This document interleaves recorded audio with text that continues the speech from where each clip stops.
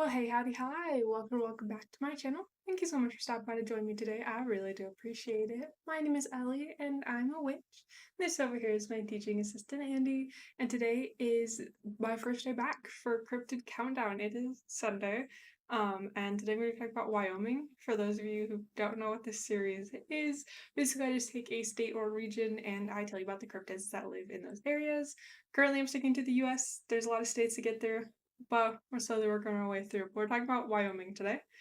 And yeah, so I'm back to my usual series, and tomorrow I have a misread history case for you, and will have tea time and true crime on Tuesday. As I mentioned in my 4th of July series, I'm kind of thinking about changing the name for Cryptid Countdown. I had another C word to replace Countdown. Now I don't remember what it is, so if you have a suggestion for what I should rename Cryptid Countdown to, please let me know, because I'm not counting down to anything. It's just I'm just telling you about cryptids. So I want to change the name, but I don't know to what yet. So let me know your suggestions and I will see if I can remember what I was planning to change it to. But let's go ahead and jump to talking about Wyoming.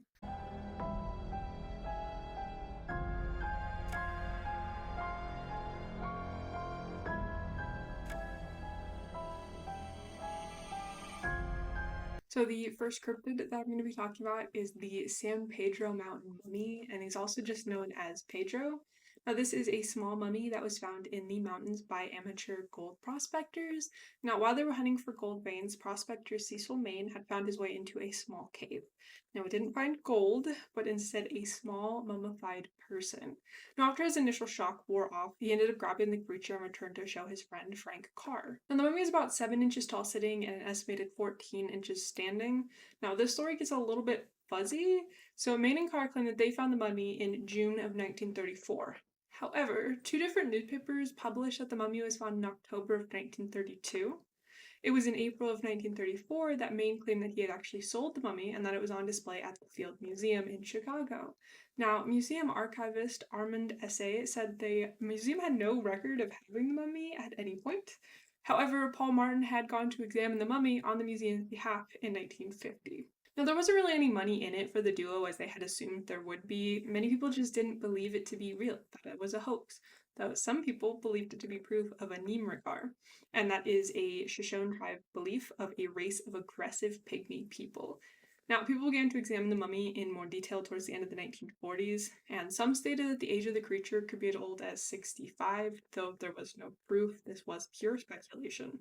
Now, Dr. Harry Shapiro did examine the mummy, and he actually did x-rays on it, and he concluded that the creature was not a hoax, and that it was most likely a meat eater. He was not able to comment on the age, though. The conclusion that most scientific minds came to was that it was unfortunately not proof of a pygmy race, but rather a human child, likely a stillborn or that it died shortly after birth. Now, the flatter head shape was likely due to the condition anencephaly, which is a condition in which the brain does not fully develop and it is unfortunately fatal. The next creature I will talk about is the Shunko.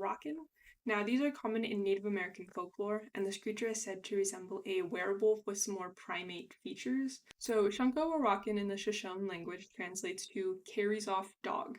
Now, this is a reference to its proclivity to take stray dogs or unwary livestock. It is known by its glowing eyes and blood-curdling howl. People have reported sightings for centuries, and in the 1880s, a group claimed to have killed one of these creatures near Yellowstone, and the body was preserved. This specimen became known as the Ringdocus and was the best evidence for the cryptozoology community until it unfortunately vanished. Though there is no additional proof, there are still reports of the two-legged wolf creature to this day.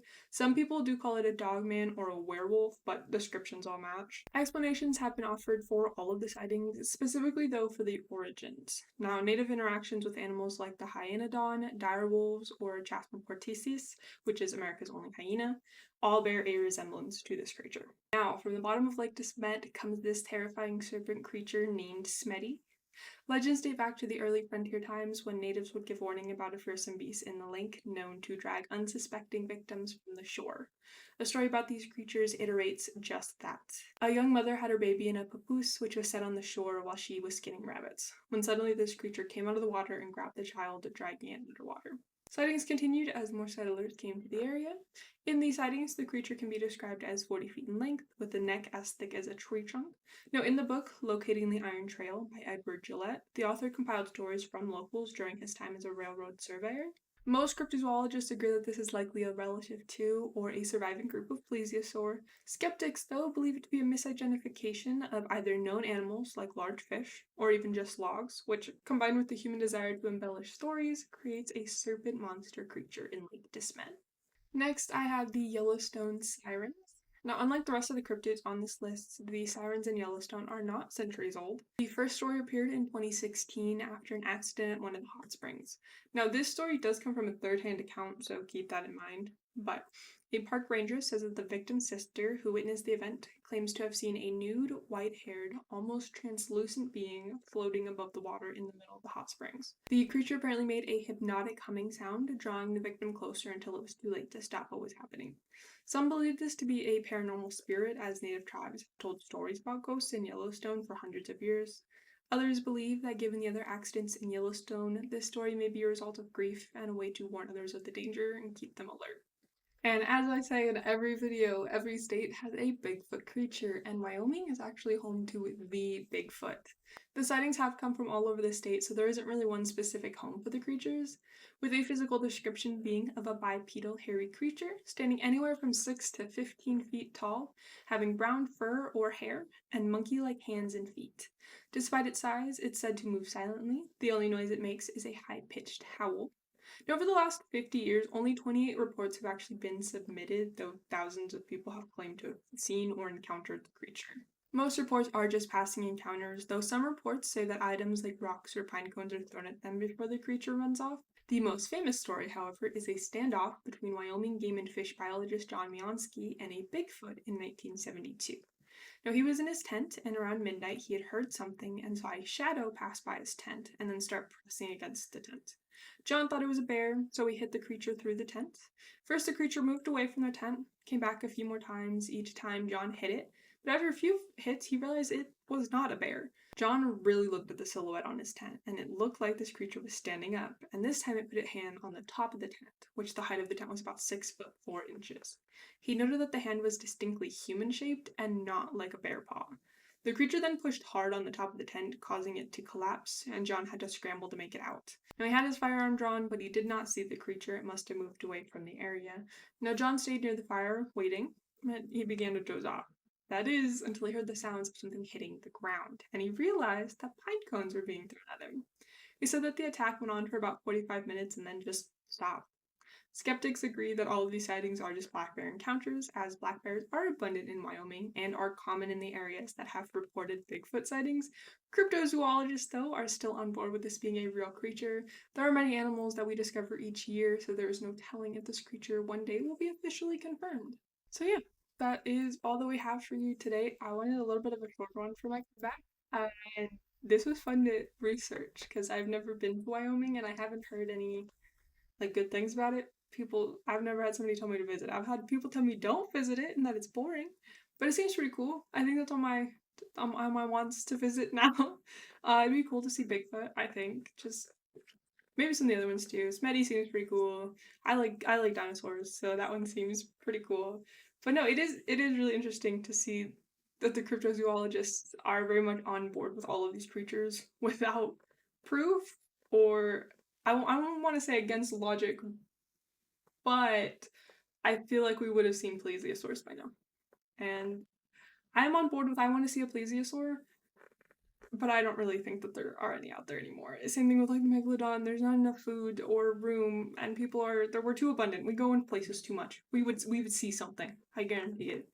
So I just think that's really interesting. I don't know if I consider myself a cryptozoologist.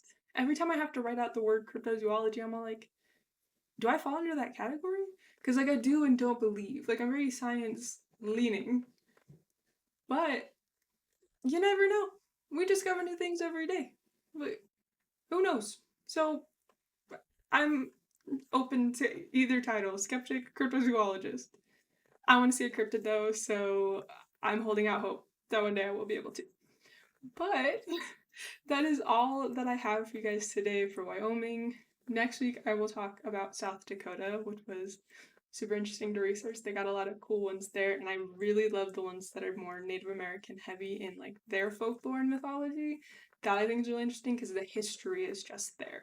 As for the rest of this week's episodes, tomorrow is Misheard History, and I'm going to be talking about the history of gambling, which was really interesting. I didn't really know how much there was going to be when I started researching. That is super fascinating.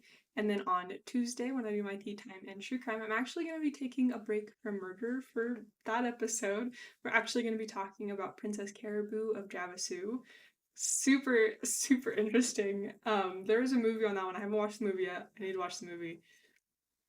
But yeah, no, that one was super interesting. So yeah, I just wanted to take a break from murder and stuff.